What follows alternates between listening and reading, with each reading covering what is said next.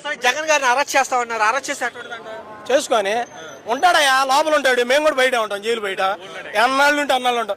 అంతకుముందే ఉన్నాడు 16 నెలలు. ఇప్పుడు కొత్త ఏం కాదు జగన్కి జైలు. అవన్నీ చూసినోడే, చేసినోడే, చెందినోడే. కాబట్టి మాకు ఎటువంటి భయం లేదు. 29లో వస్తాడు.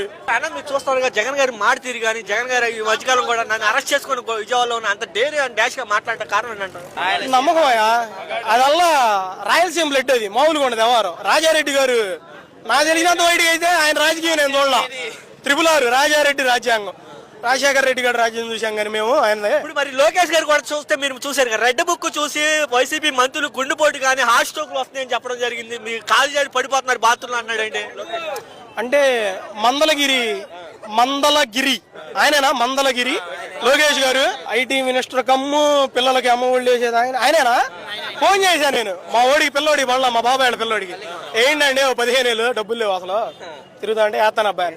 ఎందుకన్నా వేసాడు, బ్యాలెన్స్ కూడా లేవు అంట. అది ఏందన్నా వేసేది. మరి ఎరుపు రంగు చూసినా భయపడతారు. ఏడా మాకు భయం ఎక్కువలే, చాలా ఎక్కువ భయం. అందుకే మేము ఎటు తిరుగుతున్నాం, మెడలో కండవాలు వేసుకొని జగన్ వస్తున్నాడు, మాకు భయం ఎక్కువ.